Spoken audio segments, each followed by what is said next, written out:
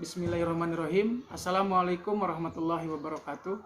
Perkenalkan, nama saya Hendrik Alfian dari SD Negeri Cikadu. Saya calon guru penggerak angkatan 6 dari Kabupaten Tasikmalaya.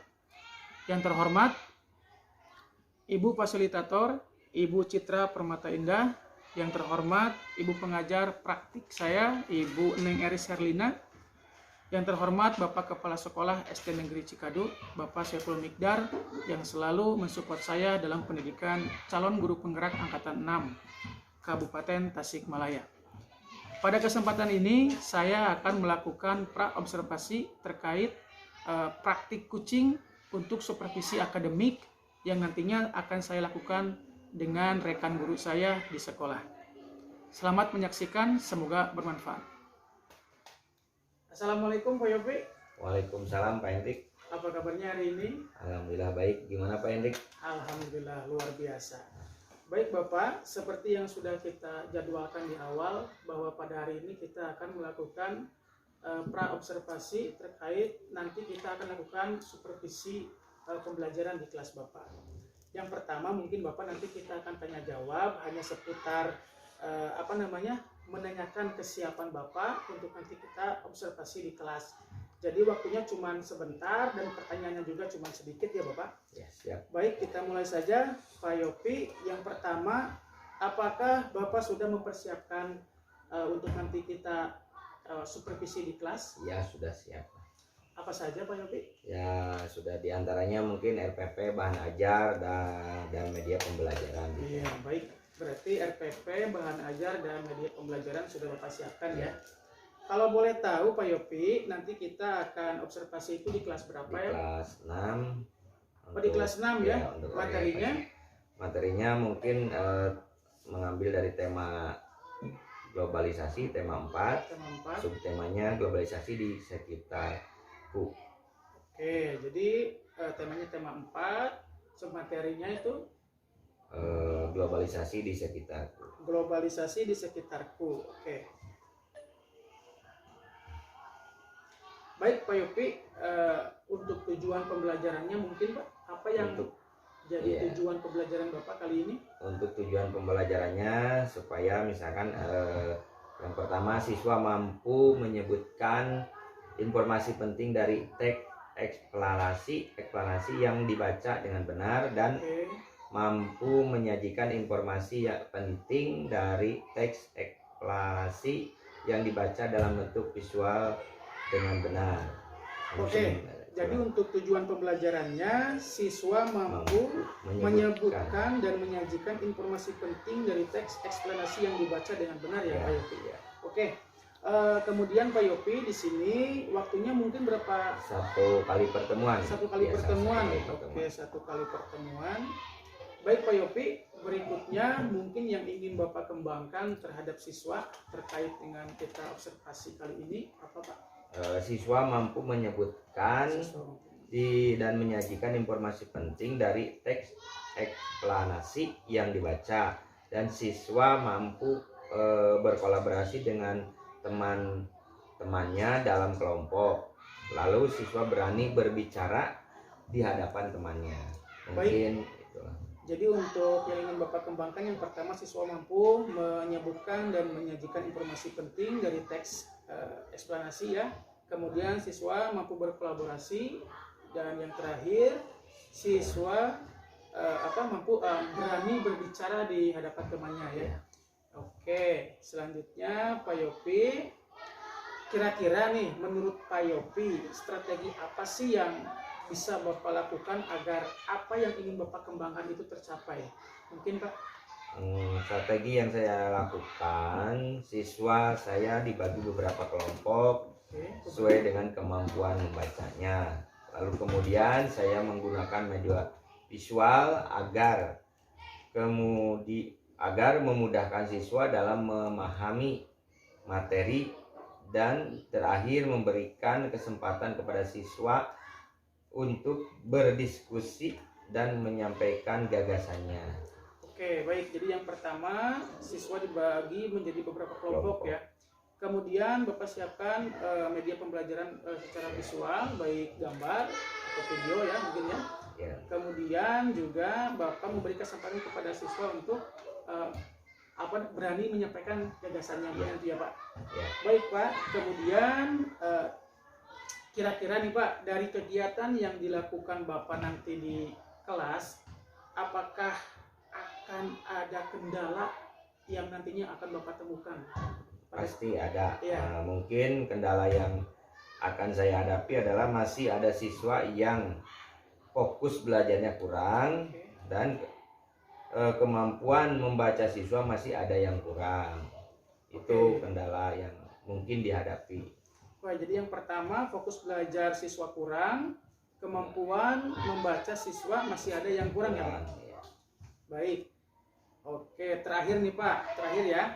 Kira-kira Pak Yopi, bagaimana solusi yang Bapak akan lakukan untuk menghadapi kendala yang nanti akan Bapak temukan? Yang tadi itu Pak, fokus belajar siswa kurang, itu mungkin Bapak nanti akan ada solusinya seperti apa? Untuk solusi yang saya akan ambil ya seperti yang sudah saya sampaikan, siswa dibagi menjadi beberapa kelompok sesuai dengan kemampuan membacanya. Kemudian saya menggunakan media visual seperti video, teks, bacaan, dan lain-lain. Yang selanjutnya memberikan motivasi dan terakhir memberikan perhatian lebih dengan berkeliling menghampiri setiap kelompok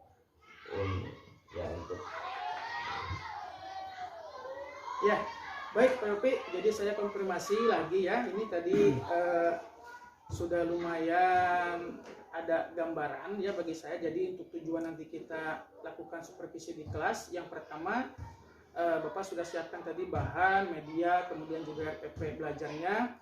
Kemudian yang kedua, kita akan observasi itu di kelas 6 ya Pak Yopi ya. Oke, kemudian materinya yaitu tentang teks eksplanasi ya. Kemudian tujuan pembelajarannya tadi sudah Bapak sampaikan bahwa siswa mampu menyebutkan dan menyajikan informasi penting dari teks eksplanasi yang dibaca dengan benar. Kemudian waktunya 1 kali pertemuan. Kemudian yang ingin dikembangkan terhadap siswa, tadi Bapak sampaikan bahwa siswa mampu menyebutkan dan menyajikan informasi penting dari teks eksplanasi. Kemudian siswa mampu berkolaborasi dan siswa berani berbicara di hadapan temannya ya Pak. Kemudian saya konfirmasi lagi bahwa di sini untuk mencapainya Bapak akan lakukan strategi ya. Strategi yang mungkin akan Bapak lakukan adalah membagi siswa menjadi beberapa kelompok beberapa kelompok sesuai dengan kemampuan membacanya ya. Oke, kemudian Bapak kasih media berupa visual, baik itu video, kemudian teks bacaan lainnya. Kemudian di sini ada kendala yang mungkin akan nanti Bapak hadapi dan juga solusi yang akan Bapak lakukan untuk menghadapi kendala tersebut. Baik, terima kasih Bapak, mungkin itu saja yang ingin saya tanyakan, dan saya sudah tidak sabar lagi untuk kita lakukan observasi di kelas langsung ya. Insya Allah kita sudah sepakati hari Kamis ya Pak, hari Kamis. Oke, siap. Jam berapa itu Pak? Jam ke berapa? Jam pertama. Jam pertama. Oke, siap. Jam pertama kita lakukan observasi di kelas 6.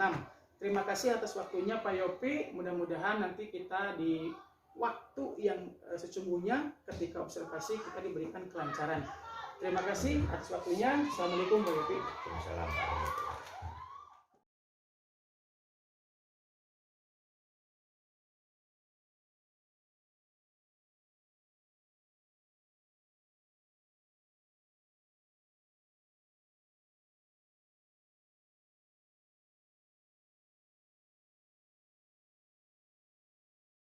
Assalamualaikum Pak Yopi. Waalaikumsalam warahmatullahi wabarakatuh.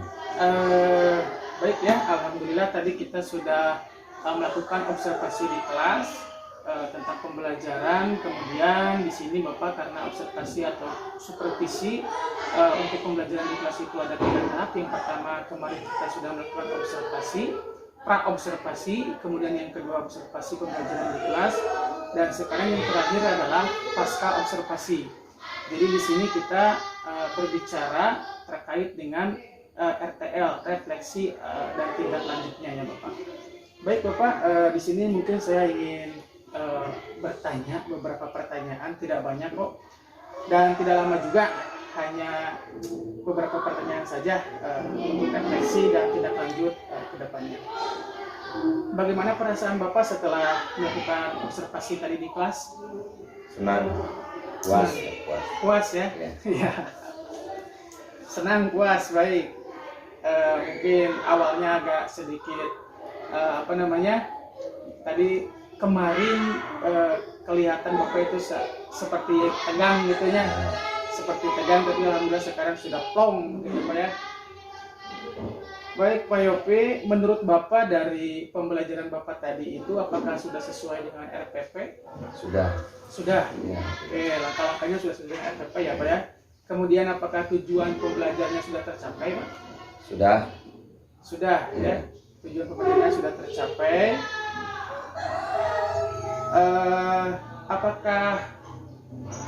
Apakah menurut Bapak sudah berjalan dengan baik dan apa yang ingin Bapak kembangkan itu sudah tercapai atau masih ada beberapa hal yang perlu diperbaiki Pak menurut Bapak? Untuk itu mungkin sudah mencapai, namun ada sebagian yang harus diperbaiki, seperti anak kurang aktif, atau misalkan masih ada anak yang masih malu-malu. Ya. Okay.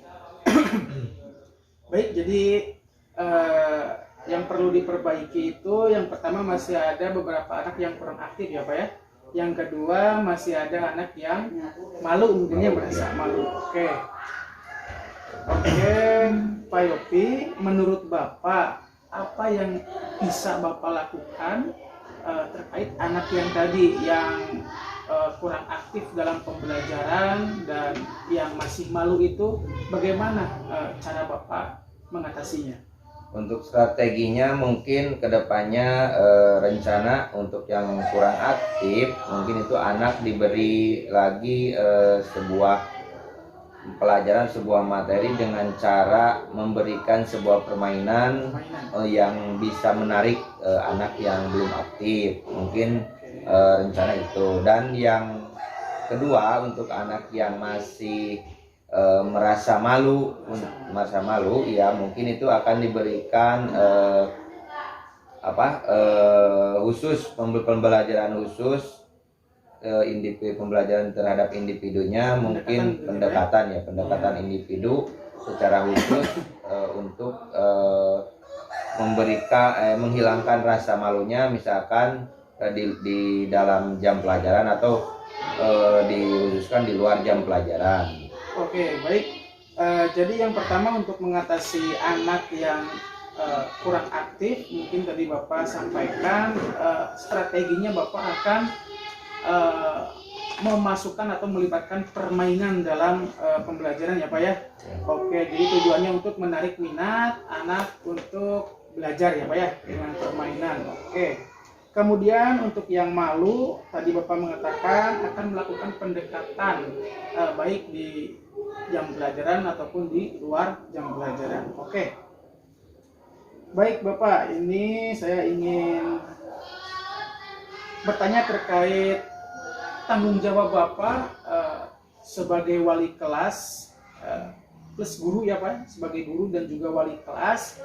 Tanggung jawab Bapak ini terkait untuk kesuksesan pembelajaran dalam kelas Bapak. Mungkin yang pertama banyak sekali hambatan atau tantangan bagi Bapak selaku guru. Bagaimana sih agar anak itu bisa fokus dalam mengikuti pembelajaran dan juga mengatasi anak-anak yang merasa malu menjadi lebih aktif. Mungkin lebih detail lagi mungkin bisa disampaikan Pak, tanggung jawab Bapak sebagai wali kelas. Untuk tanggung jawab mungkin saya sebagai guru berikut wali kelasnya. Di sini untuk di kelas 6 mungkin saya akan terus memberikan motivasi kepada peserta didik untuk lebih aktif lagi dalam belajarnya. Misalkan si anak dikasih semangat untuk menumbuhkan rasa